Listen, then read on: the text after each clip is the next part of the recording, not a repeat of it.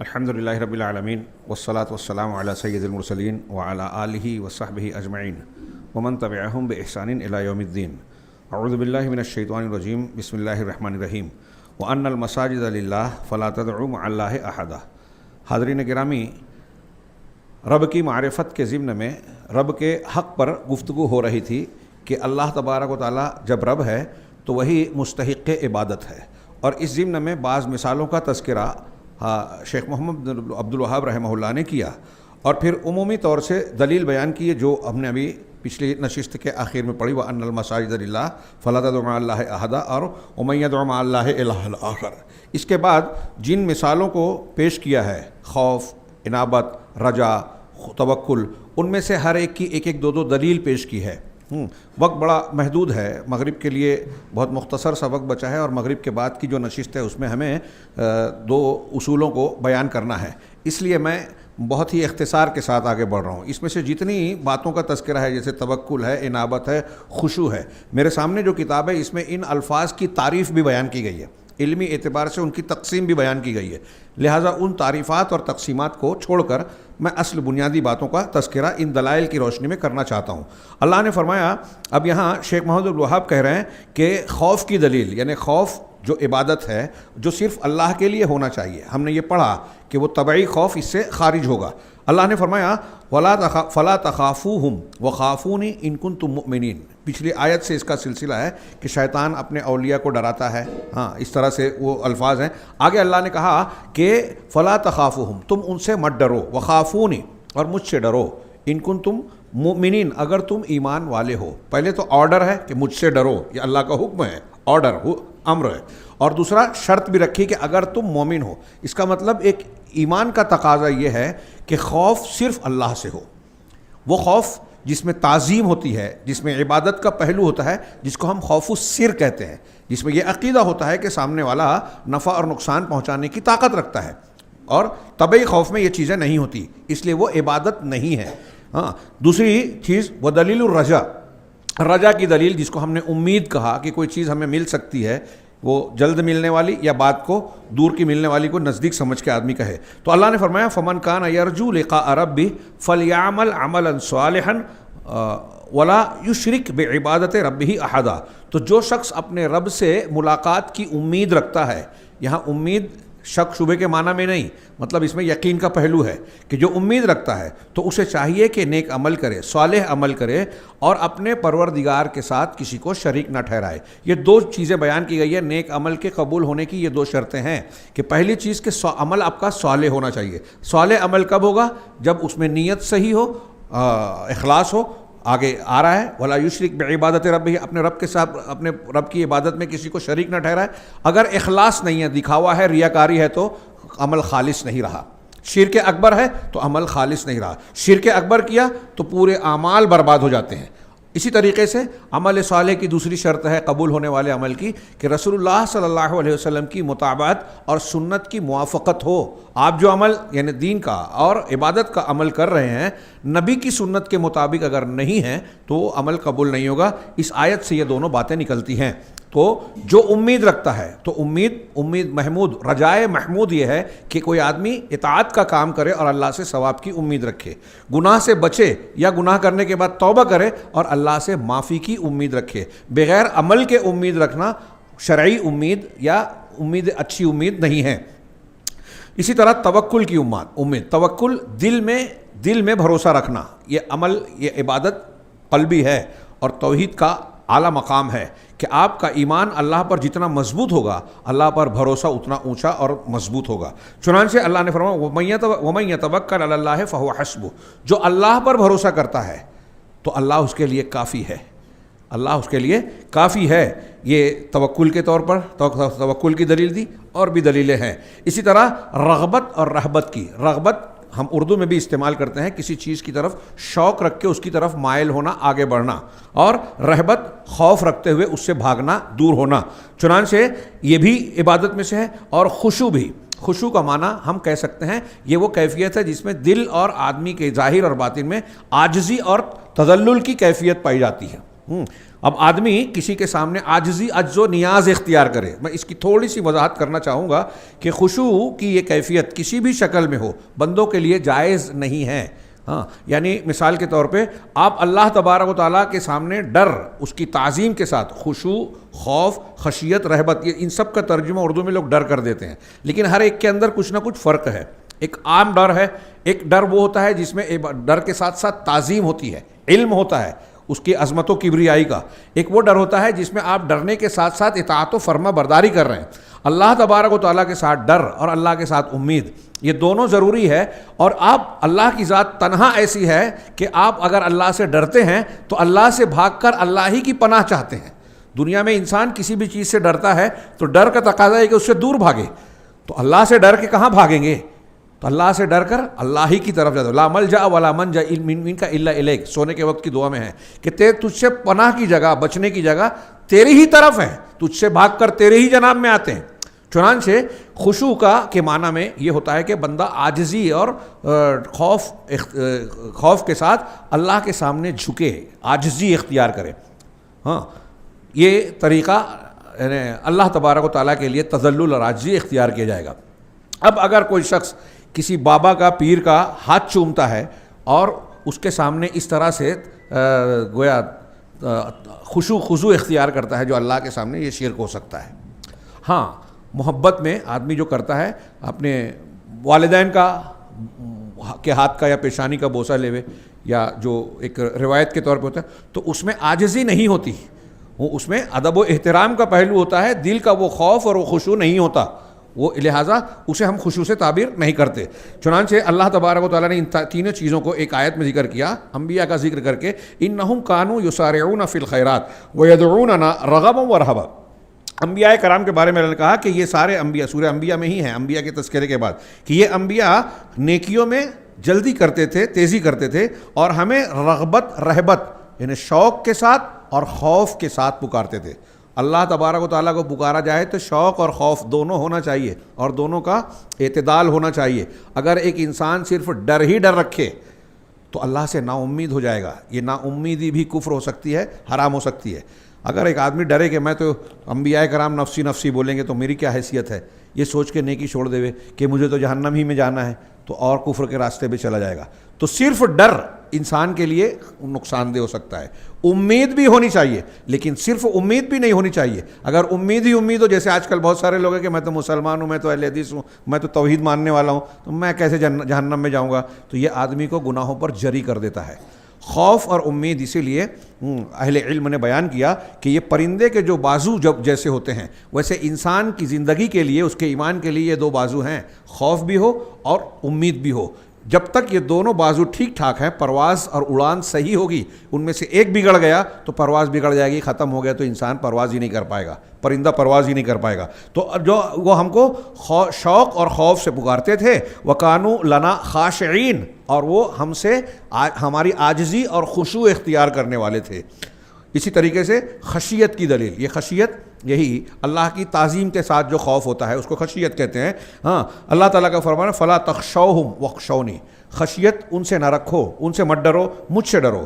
دلیل انابہ یہ بھی عبادت ہے. محمد عبد الوہاب نے اس کو بھی عبادت کی قسموں میں ذکر کیا. اس میں سے کچھ ظاہری عمل ہیں، کچھ باطنی ہیں، کچھ قولی ہے، کچھ فعلی ہیں، سارے کے سارے عبادت ہیں. الگ الگ قسموں کی مثالیں دے کر بیان کیا کہ عبادت کا تعلق صرف کسی ایک قسم سے نہیں ہے. انابت ہے جیسے اللہ تعالیٰ کا فرمان وَأَنِيبُوا إِلَىٰ رَبِّكُمْ وَأَسْلِمُوا لَهُ، اپنے پروردگار کی طرف پلٹو. انابت اللہ تبارک و تعالیٰ کی فرما برداری کے ساتھ اس کی طرف پلٹنا، خشوع خضوع کے ساتھ. وَأَسْلِمُوا لَهُ، اور اس کے سامنے جھک جاؤ، اپنے آپ کو اس کے حوالے کر دو. یہ اللہ تعالیٰ کا حکم ہے، تو یہ عبادت ہوئی، انابت اور اسلام. وَدَلِيلُ الْإِسْتِعَانَةِ، استعانت کی دلیل. استعانت طلب العون، مدد مانگنا. ہم قرآن میں پڑھتے ہیں یہ جو یہاں انہوں نے پیش کی، ایاک نعبد و ایاک نستعین، کہ اے اللہ ہم تیری ہی عبادت کرتے ہیں اور تجھ سے ہی مدد طلب کرتے ہیں. یہ آیت کتنی جامع ہیں، اور سورہ فاتحہ کا خلاصہ اسے کہا گیا. قرآن پچھلی آسمانی کتابوں کا خلاصہ، سورہ فاتحہ قرآن کا خلاصہ، ایاک نعبد و ایاک نستعین سورہ فاتحہ کا خلاصہ اہل علم نے کہا بندگی ہم کو جس مقصد کے تحت اللہ نے پیدا کیا بندگی، اس بندگی کا خلاصہ اس دو جملے میں ہے کہ ہم تیری ہی عبادت کرتے ہیں، تجھی سے مدد طلب کرتے ہیں۔ ایاک نعبد لا الہ الا اللہ کا معنی ہے، و ایاک نستعین لا حول ولا قوت الا باللہ کا مطلب ہے طاقت اور قوت صرف تیری ہی ہے، اسی لیے تجھ سے ہی مدد مانگتے ہیں۔ ہاں تو پہلے مقصود عبادت ہے اور اس عبادت کے لیے بھی اللہ کی توفیق ضروری ہے، اس لیے تجھ سے مدد مانگتے ہیں۔ اس کے کئی اعتبار سے معانی کیے گئے ہیں، کئی اعتبار سے اس کی تفسیر کی گئی ہے۔ یہاں ایک بات یہ بھی ہے کہ اس میں تقدیم و تاخیر ہے، ایاک کو نعبد و ایاک و نستعین و ایاک ہونا چاہیے، لیکن مقدم اور مؤخر کیا گیا جس سے حصر کا معنی پیدا ہوا کہ تیری عبادت کرتے ہیں کسی اور کی نہیں، تجھ سے مدد مانگتے ہیں کسی اور سے نہیں۔ چنانچہ استعانت طلب العون یہ بھی صرف تجھ سے کرتے ہیں، اور حدیث میں ہے اللہ کے رسول صلی اللہ علیہ وسلم نے حضرت ابن عباس رضی اللہ عنہ کو جو تعلیم دی اس میں کہا وَإِذَا اسْتَعَنْتَ فَاسْتَعِنْ بِاللَّهِ کہ جب مانگو تو اللہ سے مانگو، مدد مانگو تو اللہ سے مانگو، یا فلاں المدد یا فلاں الاعانہ یہ نہیں کہہ سکتے، جائز نہیں ہے۔ اللہ کے رسول کہہ رہے ہیں کہ مدد مانگو اللہ سے، اور اللہ کے رسول صلی اللہ علیہ وسلم سے محبت اور عشق کا دعویٰ کرنے والے غیر اللہ کو پکار رہے ہیں، ان سے مدد مانگ رہے ہیں، المدد دوسروں سے کہہ رہے ہیں۔ کتنی خلاف مخالفت کی بات ہے اور کتنی بڑی گمراہی کی بات ہے۔ چنانچہ یہ دلیل دی، اور دوسری دلیل ایک آیت اور ایک حدیث پیش کی۔ اور اسی طرح کے استعاذہ، دیکھیے استعانہ، استعاذہ، استغاثہ، استعانہ طلب العون، استعاذہ طلب العوضہ مدد پناہ طلب کرنا، استغاثہ طلب الغوث فریاد اور مدد مانگنا۔ ان تینوں کا معنی تھوڑا تھوڑا الگ الگ اس میں ہوتا ہے، لیکن عمومی معنی میں یہ سب دعا کی قسمیں ہیں، دعا میں سب عام ہے۔ استعاذہ یہ ہے کہ آپ کوئی شر مصیبت سے اپنے آپ کو بچانا چاہ رہے ہیں تو اس سے آپ کہتے ہیں اعوذ، میں پناہ میں آتا ہوں، میں التجا یعنی پناہ چاہتا ہوں، اللہ کی پناہ میں آ رہا ہوں، تو یہ اعوذ کا لفظ ہے۔ استعاذہ کا معنی یہ ہوا کہ مدد پناہ طلب کرنا۔ استغاثہ کوئی مصیبت میں آپ گھرے ہوئے ہیں تو آپ اس میں مدد چاہ رہے ہیں تو فریاد کرنا، اس کو اردو میں بولتے ہیں فریاد طلب کرنا۔ عدالتوں میں بھی آج بھی استغاثہ اور مستغیث یہ اصطلاحیں آج بھی چلتی ہے۔ انگریزوں کے دور میں ڈپٹی نذیر احمد بتاتے ہیں کہ انہیں اس کو وضع کیا تھا۔ تیسرا اس میں ہے استعاذہ، استعانہ مدد طلب کرنا، یہ دعا کی قسموں میں سے ہیں۔ تو استعاذہ بھی صرف اللہ سے ہونا چاہیے۔ اللہ تعالیٰ کا فرمان ہے، قرآن کی بہت دلیلیں ہیں، قل اعوذ برب الفلق، آپ کہہ دیجئے کہ میں پناہ میں آتا ہوں۔ استعاذہ یعنی عوض اور پناہ چاہتا ہوں، کس سے؟ رب الفلق سے، پھاڑنے والے، کچھ لوگ ترجمہ کرتے ہیں صبح کے رب سے۔ ہاں، رات کے اندھیرا پھاڑ کے صبح کی روشنی اور اجالا ہوتا ہے تو اس کو فلق کہا، پھاڑنے والے رب۔ اور فلق کے اور بھی کئی معنی ہیں، فالق الاصباح جیسے ہے، ایسے ہی دانے کو پھاڑ کر پودا اگاتا ہے، بچے دانی کو پھاڑ کر بچے کی ولادت ہوتی ہے۔ تو دنیا کا وجود پھاڑنے سے ہوتا ہے، اور یہ پھاڑنے والا زمین پھٹتی ہے تو پودا اگتا ہے جس سے اناج اور دانے اگتے ہیں۔ تو یہ پھاڑنے سے دنیا کا نظام چل رہا ہے، اور یہ سارے پھاڑنے کا کام اللہ تعالیٰ فرماتا ہے۔ تو میں رب الفلق یعنی صبح یا پھاڑنے والے، پھاڑنے کے رب سے، مالک سے پناہ میں آتا ہوں۔ قل اعوذ برب الناس، میں تمام لوگوں کے پروردگار سے پناہ مانگ رہا ہوں، اس کی پناہ میں آتا ہوں۔ یہ استعاذہ کی دلیل ہوئی۔ استغاثہ کی دلیل ہے اللہ تبارک و تعالیٰ نے استستغیثون ربکم فاستجاب لکم انی ممدکم بالف من الملائکۃ مردفین۔ یہ غزوہ بدر سورہ انفال میں اس موقع کے تعلق سے اللہ نے ذکر کیا کہ جب تم اپنے پروردگار سے فریاد طلب کر رہے تھے، فاستجاب لکم، تو اللہ نے تمہاری دعا کو قبول کیا اور کہا کہ میں 1000 لگاتار یکے بعد دیگرے، پے در پے، مردفین ایک کے بعد ایک، پے در پے آنے والے فرشتوں کے ذریعے سے 1000 فرشتوں سے تمہاری مدد کرنے والا ہوں۔ یہ اللہ تعالیٰ سے استغاثہ کیا۔ ہاں، لیکن جیسا کہ میں نے ابھی تقسیم کی مختلف، کہ جس چیز کی طاقت مخلوق رکھتا ہے اگر اس سے کوئی مدد مانگی جائے تو یہ جائز ہے، جو زندہ ہو، موجود ہو، طاقت رکھتا ہو تو، اور اس کو سبب مانا جائے۔ چنانچہ استغاثہ میں بھی یہی بات ہے۔ حضرت موسیٰ علیہ السلام کے واقعے میں سورہ قصص میں اللہ تبارک و تعالیٰ نے موسیٰ علیہ السلام کی قوم اور ایک فرعون کی قوم کے 2 لوگوں کا جھگڑا ہوا، تو جب موسیٰ علیہ السلام گزرے تو اس کا ذکر کرتے ہوئے اللہ نے کہا فاستغاثہ الذی من شیعتہ، کہ جو حضرت موسیٰ کے گروہ سے تھا اس نے حضرت موسیٰ سے فریاد طلب کی، استغاثہ کیا، ہاں، علی الذی من عدوہ، اس شخص کے خلاف میں جو ان کے دشمنوں میں سے تھا، یعنی فرعون کے قبطیوں میں سے تھا۔ فوقدہ موسیٰ نے انہیں گھوسا مارا، فقضى علیہ، تو ان کا کام تمام ہو گیا، وہ مر گیا، اس کا کام تمام کر دیا، یہ غلطی سے اس کا قتل ہو گیا تھا۔ تو آگے آیت ہے، تو یہاں دیکھیے استغاثہ موسیٰ علیہ السلام سے کیا، تو یہ بندے سے استغاثہ ہے اس چیز میں جس کی وہ طاقت رکھتا ہے۔ آپ کا کسی سے جھگڑا ہو رہا ہے، آپ کہہ رہے ہیں ذرا مدد کر دو یار، چھوڑا دو، یا میرا تعاون کرو، یہ استغاثہ جو بندہ طاقت رکھتا ہے اس کے دائرے میں ہے اور زندہ موجود ہے وہ جائز ہے۔ اور ایسی چیز میں استغاثہ کہ بیماری سے بچا لے، دشمن سے بچا لے، اگر یہ کوئی کسی غیر اللہ سے مانگتا ہے تو وہ شرک ہوگا کیونکہ اس کی طاقت نہیں ہے، یا کسی مردہ سے مانگتا ہے، کسی غائب سے مانگتا ہے تو بھی شرک اکبر ہوگا۔ اسی طرح دلیل الذبح، قربانی یا ذبح کی دلیل، اللہ تعالیٰ نے فرمایا قل ان صلاتی و نسکی و محیای و مماتی للہ رب العالمین، آپ کہہ دیجئے کہ میری نماز، میری قربانیاں، نسک مناسک حج کو بھی کہتے ہیں اور قربانی کو بھی کہتے ہیں، نسیکہ کی جمع، و محیای و مماتی، میرا جینا اور میرا مرنا اللہ رب العالمین کے لیے خاص ہے، کسی اور کے لیے نہ میں نماز پڑھ سکتا ہوں نہ قربانی کر سکتا ہوں، ہاں لا شریک لہ، اس کا کوئی شریک نہیں ہے۔ تو ان اعمال کو جو میں اللہ کے لیے کر رہا ہوں، جب اس کا کوئی شریک نہیں ہے تو اس عمل کو اس میں سے کسی عمل کو کسی اور کے لیے کرنے کا سوال ہی پیدا نہیں ہوتا۔ اسی طرح سنت میں ہے لعن اللہ من ذبح لغیر اللہ، کہ اللہ کی لعنت ہے اس شخص پر جو غیر اللہ کے لیے ذبح کرتا ہے۔ میں نے ابھی پہلے والے درس میں بیان کیا کہ جو عبادت والا ذبح اور قربانی ہے وہ اگر کسی غیر اللہ کے لیے، قبر کے لیے، ولی پیر کے نام پر کیا جائے تو شرک ہوگا، وہ چاہے بسم اللہ اللہ اکبر بول کر کیا جائے یا فلاں بابا اور بزرگ کے نام پر کیا جائے۔ اگر نیت میں یہ ہے کہ اس کے نام پر، غیر اللہ کے نام پر یا قبر پر، استھان پر کیا جا رہا ہے تو یہ حرام اور ناجائز ہوگا، شرک ہوگا۔ ہاں اگر کوئی شخص، جائز کیا ہے کہ اپنے کھانے کے لیے، مہمان کے لیے، تجارت کے لیے، کسائی وغیرہ جو کرتے ہیں وہ جائز ہوگا۔ بعض حرام شکلیں بھی ہوتی ہے کہ شریعت سے ہٹ کر جیسے کوئی اسراف کرے، ماتم اور نوحہ اور ماتم کے طور پر کسی کے کھلانے پلانے کے لیے جو ہے وہ ذبح کرے۔ ہمارے ہاں جو لوگ مردے کو، جن کے گھر میت ہوتی ہے، وہ دعوت کا انتظام کرتے ہیں تو اس موقع پر کوئی ذبح کرتا ہے تو یہ حرام کے شمار میں لوگوں نے کیا ہے۔ سنت میں اس کی دلیل ہے لعن اللہ من ذبح لغیر اللہ، اللہ کی لعنت ہے اس شخص پر جو غیر اللہ کے لیے ذبح کرتا ہے، ہاں وہ لعنت کا مستحق ہے۔ یہ حدیث جو ہے مسلم شریف کی، 4 لوگوں پر اللہ کے رسول نے لعنت کی، اس میں سے پہلا آدمی یہ ہے جو اللہ کے علاوہ کسی اور کے لیے ذبح کرتا ہے، وہ لعنتی ہے۔ اور میں پھر سے کہہ دوں کہ اگر وہ عبادت کے طور پر، تقرب کے طور پر کسی اور کے نام کا ذبیحہ کر رہا ہے تو یہ شرک اکبر ہے۔ ایسا شخص اب کتنی بھی نماز پڑھے، روزے رکھے، تلاوت کرے، کروڑوں روپیہ روز خرچہ کرے، ایک نیکی قبول نہیں ہوگی اگر اس نے توبہ نہیں کی۔ خوف کی دلیل فلا تخافوہم وخافون ان کنتم مؤمنین، لہذا تم ان سے نہ ڈرو، مجھ سے ڈرو اگر تم ایمان والے ہو۔ یہ آیت گزر چکی ہے، دوبارہ انہوں نے ذکر کی ہے خوف کا، پھر سے ذکر کر کے۔ اور ہم نے پڑھا کہ خوف طبعی بھی ہوتا ہے، جیسے ظاہری دشمن سے ہوتا ہے، اور دوسرا اور ایک خوف عبادت بھی ہوتا ہے۔ اس کی تفصیل جو ہے پیچھے ہم نے بیان کر دی کہ یہ جائز ہو سکتا ہے کہ دنیا کا خوف، ایسے ہی رجا کا، رغبت اور رہبت کا، ان تمام چیزوں کی تقسیم بیان کی ہے اور یہی تفصیلات یہاں پیش کی ہے۔ اس کے بعد ہم اصل ثانی پر آتے ہیں۔ یہ توحید کی بحث گزری، مر ربک کے تحت ہم نے جو ابھی تک پڑھا کہ تمہارا پروردگار کون ہے، رب کی معرفت۔ رب کی معرفت میں ایک چیز یہ آئی کہ ہم اللہ کو پہچانیں کہ اس کائنات کا چلانے بنانے والا، ہمارے سارے کاموں کو کرنے والا، ہاں ہمارے تمام ضروریات کو پورا کرنے والا اللہ ہے۔ اور جب اللہ کے کاموں کو جانا تو ساتھ ہی ساتھ خود بخود لازم و ملزوم کے طور پر، لازمی تقاضے کے طور پر وہیں یہ بات جڑ گئی کہ جب وہ سب کچھ کرنے والا رب ہے تو اس کا حق کیا ہے۔ رب کی معرفت اس کے حق کی معرفت سے جڑ جاتی ہے، اور اس کا حق یہ ہے کہ ہم صرف اسی کی عبادت کریں۔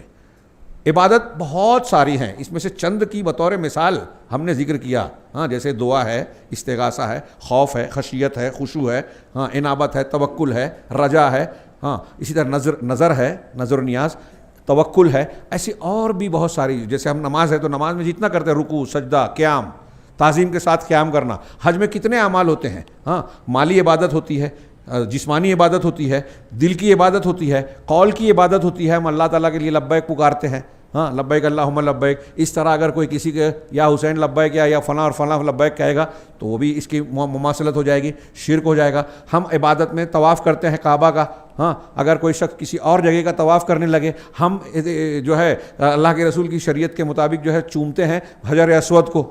اگر کوئی شخص اس عقیدے سے، جیسے اس کو تبرک اور دین سمجھ کر، عبادت اور اجر و ثواب کا ذریعہ سمجھ کر جو حجر اسود کو چوما جاتا ہے، اگر اس طرح کسی اور کو چومتا ہے، کسی شخصیت کو، کسی پیر صاحب کو، ان کے ہاتھ کو، ان کی قبر کو، ان کے کسی فوٹو کو، تصویروں کو، یا ان کے نالین شریفین یا کچھ کسی اور نام سے بول دیا جائے کہ یہ فلاں چیز ہے، یہ فلاں کا کپڑا ہے، یہ فلاں کا لباس ہے، یہ فلاں کا جوتا ہے، یہ فلاں کی چڈی ہے، یہ فلاں کی قمیص ہے، اور اس کو کوئی چومے تو یہ شرعاً جائز نہیں ہوگا۔